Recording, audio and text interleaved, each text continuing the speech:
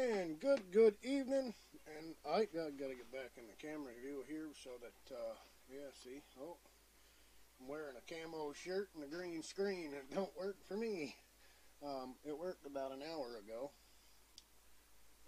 Apparently, things didn't go in my favor. That's okay. We can fix as we go along because we are here to talk about our lovely Grassroots, the Heart of Dirt Track Racing show, and I am super excited to announce that at 7 p.m. we're going live. 7 p.m. you can find Grassroots, the Heart of Dirt Track Racing right here on Facebook at Dirt Track Racing Network, as well as our YouTube channel. This year we're going to stick Facebook and the YouTube, or at least for the first handful of episodes, as we still work on our Dirt Track Racing Network Roku channel. Some things were not up to par the way I wanted them, so we took them all down and got rid of it, and we wanted to start fresh, so it actually made sense. So we're going to keep working on that, but that is the big announcement, folks. We're going to talk for a little while, a little bit about the show, a little about some other things, but first I have to make an adjustment here.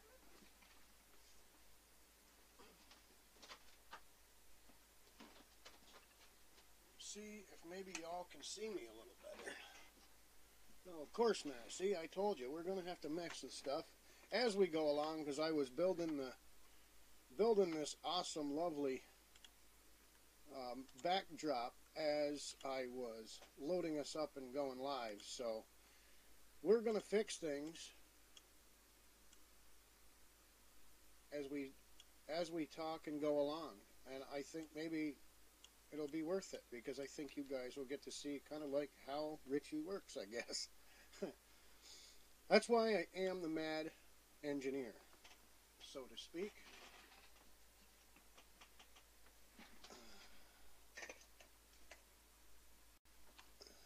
We'll see where I'm at. Yep, it'll look better with the other light on.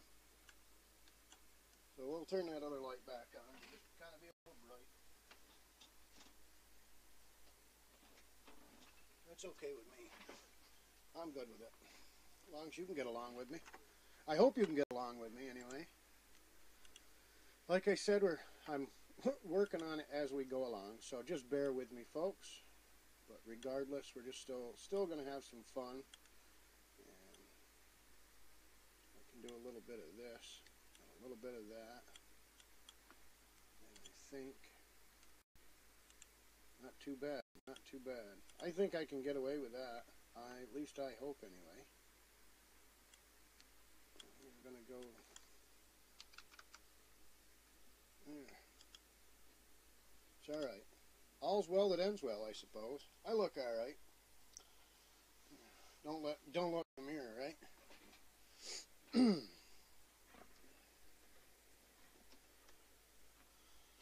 So anyways, what do we want to talk about today?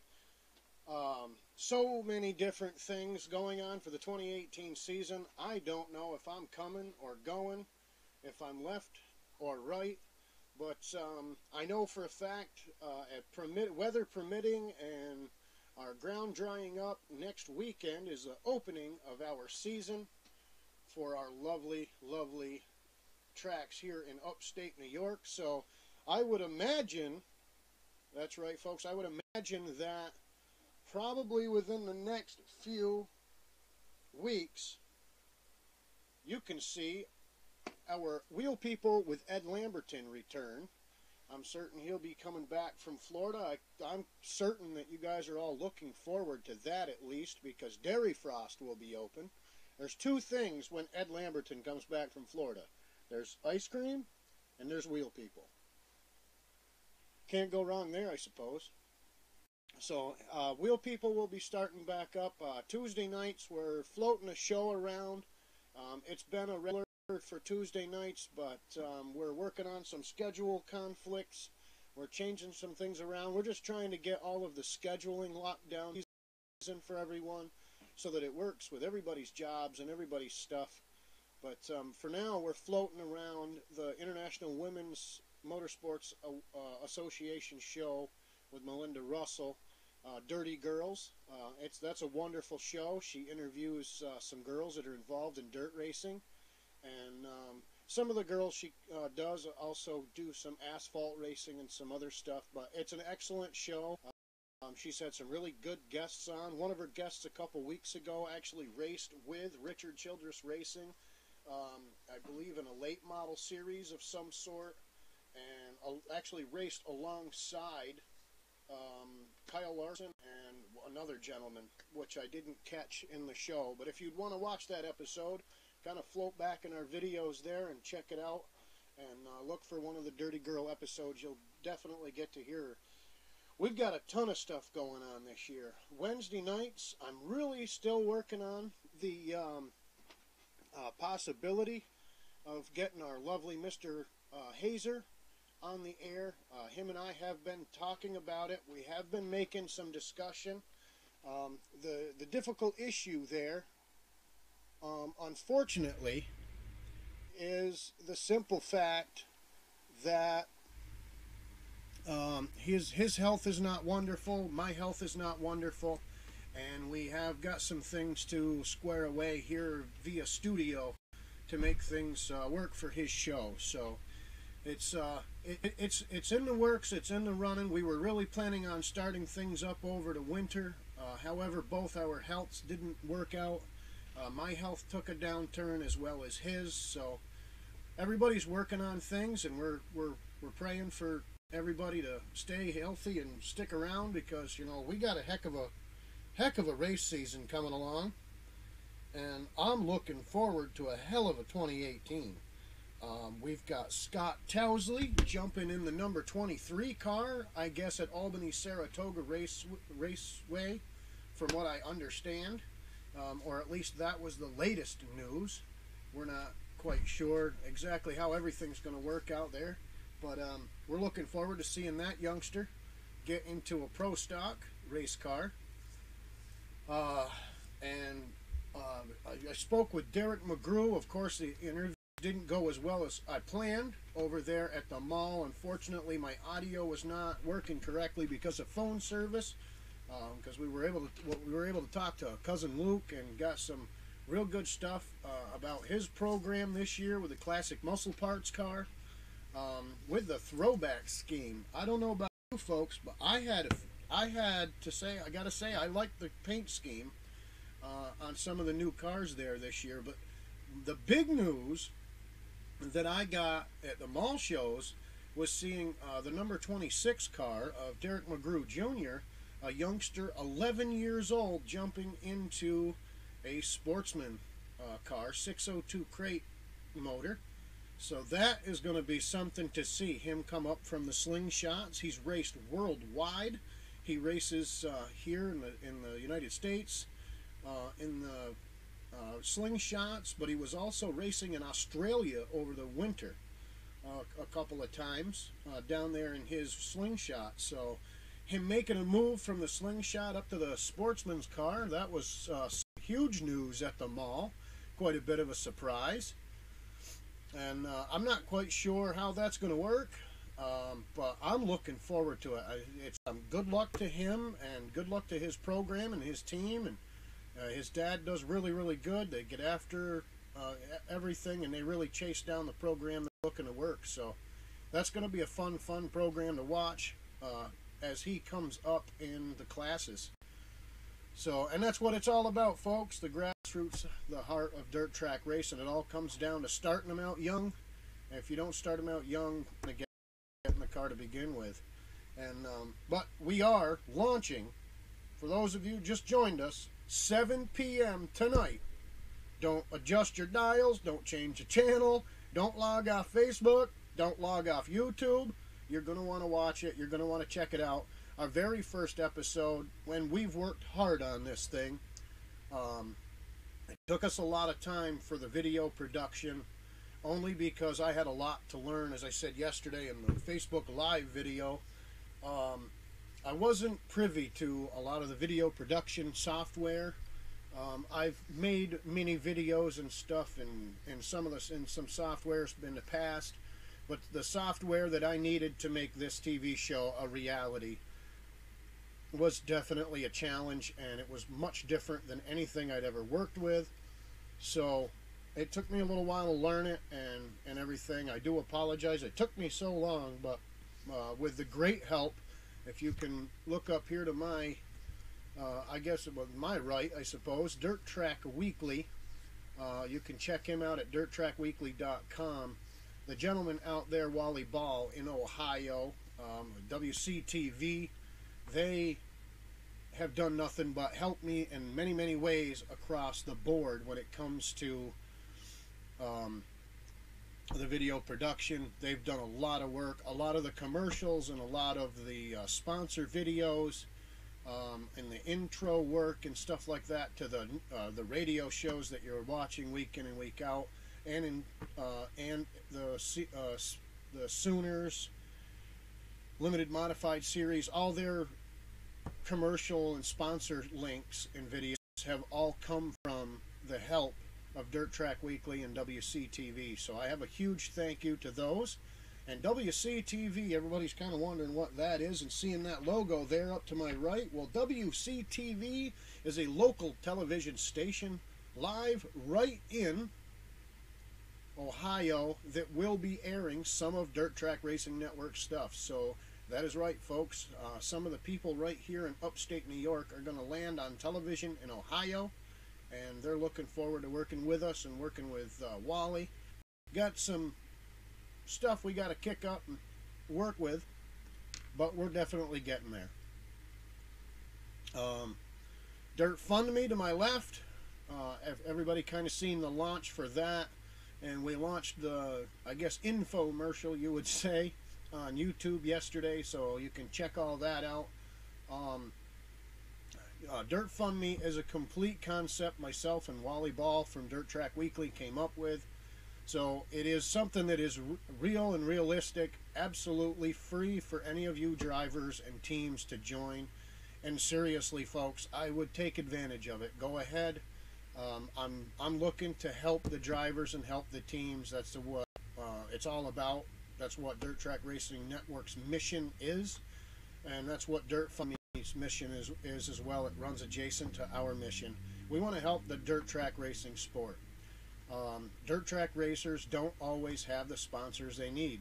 They don't have the money they need to get the extra fender, the extra tire, the extra shocks, the extra sway bar linkage, a transmission, a rear end part, gear, whatever it is you guys need, and you don't have the money for it or enough to get extra parts. Look, I understand your cars, they break down. You snap a gear in a race or in hot laps, but you don't have a part to fix it. This program, Dirt Fund Me, is there for you to utilize to get that help that you want, so that you can have exactly what you need. Instead of going to the races with one set of gears, you get to go with two, because you're using Dirt Fund Me to gather micro sponsorships alongside your regular sponsorship program that you're doing with bigger businesses and all the other companies out there. So you can create it, you create your own little thing, you're definitely good to go to sign up and create a campaign and literally offer any reward possible. There is a complete make-believe one up there. I did it just for you people, and everybody's like, "Wah, ha, ha," and it's a giggle and a laugh. Look, it's there just as an example, just so you guys can see how to create a campaign. A lot of people were not understanding how to do it, so I said I'll create something. It's a mock campaign, and that's basically what that one is. It's just a 100% example. No, I'm not trying to get into a race car at this point. I would love to race. However, I have way too much on my plate engineering this wonderful TV radio station. So I don't have time to get behind the wheel of a car as much as I would love to. So it's up there. Sign up, create your campaign, share it, and allow your friends, family, coworkers, your boss, anybody on your friends list, anybody that likes your fan page on Facebook, anybody that follows you on Twitter, anybody can become a micro sponsor for your team and your car.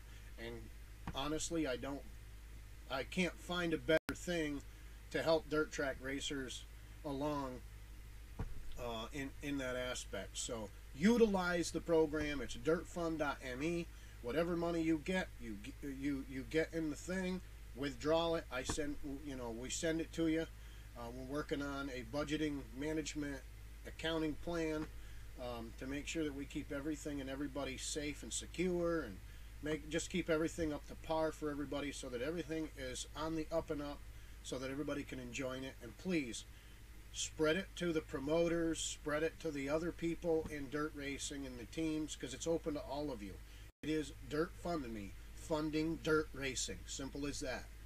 Use it for anything dirt racing. If you want to raise money to be able to afford the t-shirts for your team, and that's all you want to use it for instead of the sponsorship of your race car, well, then do that. Raise some money to get one of the great guys around here locally that does the t-shirts, to make some t-shirts for you. Use the money to have hoodies made, your postcard pictures for autograph nights, whatever it is that you want to raise for your team for, utilize it. And that's enough. I'm going to stop beating a dead horse. Dirtfund.me. Go check it out, and it's well worth it. If you have a question, feel free to hit me up and message me about it. I can explain it better. I can show you step by step how to make it work. Anyways, back to what we were talking about. Grassroots, the heart of dirt track racing.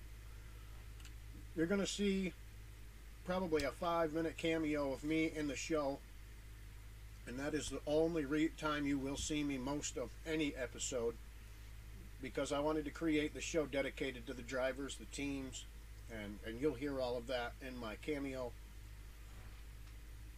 I got this idea kind of born because a friend of mine is right here in Fonda, and every once in a while I go up help him out on his race garage, and we were sitting back kicking it, and he's like, he said, we hear on the radio shows and the TV shows and all the Facebook and stuff and all these other medias, and they're great medias by all means, in their own right. They're wonderful photographers, wonderful, article writers and so on and so forth. But their content is always about one guy. That's always about the 3 guys that win the race. We never go into talking about the guy that placed 5th place, 6th place, 8th place even, that has done nothing but work his heart out to build that race car just to put it on the track and give a show. It takes more than one car to win a race. If you only got one car out there, well, you ain't got a race.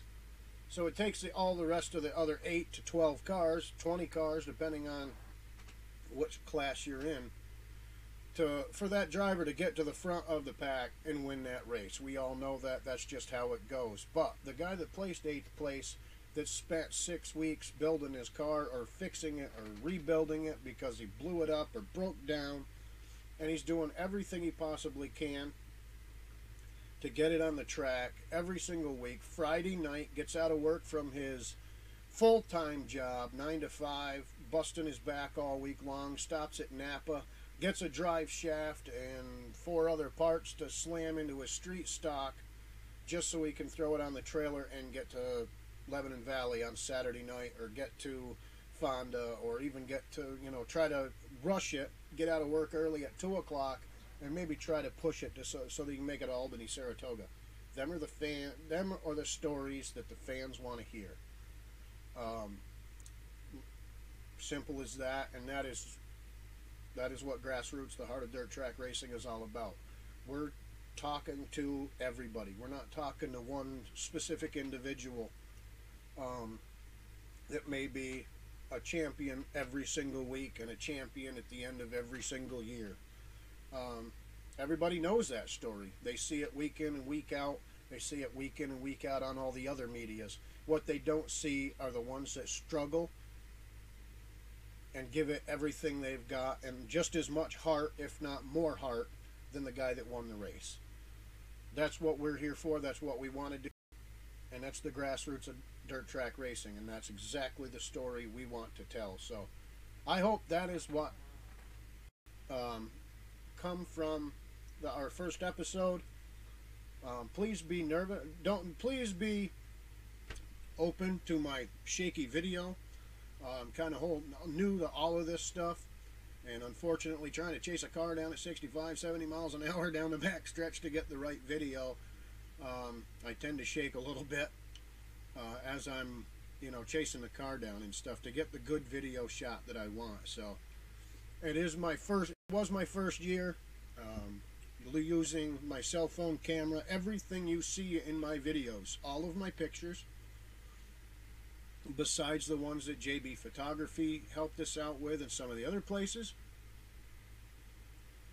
all of the videos you'll see I took on my cell phone, every drop of it. I do not have a video camera. I couldn't afford one. I don't have a sponsor to help me buy one. So it is what it is, and the show is raw. It is cut and dry, as raw as you can get, right down to the little guy on the totem pole with a cell phone video camera, recording the racing, recording the videos, recording the interviews with the drivers, all of that stuff. I did almost every single bit of it with my cell phone. There's probably about 10 minutes to 12 minutes of video out of 3 episodes that you'll see this year that I was able to do with a DSLR camera that I borrowed from a friend. So every inch of it is from my heart to yours, so to speak, from everything that I've done and put the hard work into for you to enjoy it from a fan's point of view, from somebody that just loves the sport's point of view. I'm not into the whole politics of it. I didn't get into that. I was kind of yanked and pulled into some politics of the dirt racing world this last summer, and that's why we decided not to air that show first. No disrespect to any of the tracks, any of the promoters, any of the drivers, anything of any sort. Look, it is what it is. There's drama in the pits. We all know that. But I didn't want to air anything like that because I don't want to leave a bad taste in anybody's mouth or be disrespectful in any way, shape, or form. So we did change some things up. We made some changes, and it is just flat, cut and dry, raw. You're going to see some racing. You're going to see some great interviews. You're going to hear from some great drivers. And tonight's show is PJ Blue. So you're going to hear from him, number 92 driver, the 4-cylinder car. Raced last year, Albany, Saratoga, Lebanon Valley for points, placed in the top 5. Drove all the way to Charlotte, North Carolina, raced down there. I believe he was in the top 4 for that race, if I recall the interview correctly. He raced up at Devil's Bowl Speedway and made his voyage over to Glen Ridge late in the season as they started offering some great 4-cylinder racing. And this year, 2018, you're going to see PJ competing for points at Glen Ridge Motorsports Park. And I'll let him talk about that in the show as you get to see that. You also hear from his mechanic, John Napoli. And like I said, all the gears and all the things that made this possible and help. I have JB Photography for helping me. He was able to loan me some pictures so I could fill in a few spots, a few empty blank spots, so you can enjoy the show. So I thank them very much. And obviously, when you get to the track, make sure you hit JB Photography up. I know he's at Fonda and Glen Ridge. You can get some excellent photographs of your favorite drivers and favorite cars, and so on and so forth. They got some really good. They do a good job at what they do. They have a great selection of photography. So make sure you hit them up. I A huge thank you to Dirt Track Weekly. A huge thank you for International Women's and Motorsports Association for coming on board in 2018. STL Motorsport Magazine, we're still working out some details with them. I thank them for coming on board with us this year. There's just so many different people to thank, and when it comes right down to it, I can thank everybody across the board, but the biggest thanks that I have to give, more or less, would have to be Ed Lamberton. Listening to his shows, listening to the people he interviews, and helping me, regrow the love for the sport that I once had, and meeting the different drivers coming here at the studio. My garbage man, cousin Luke, driving the 2H, had come to the house a few times, and before his interview with Ed, I got time to sit in the driveway and just kind of shoot the breeze with him. Billy Yeager, Rocky Warner, if he wasn't late because he was getting an ice cream cone, and just so many different drivers. I got to meet Kenny Gates and Kenny Martin this year, and they sat right here in my studio, and it was just an honor to have them people here in my house, especially all at one given time. To be a dirt track racing fan,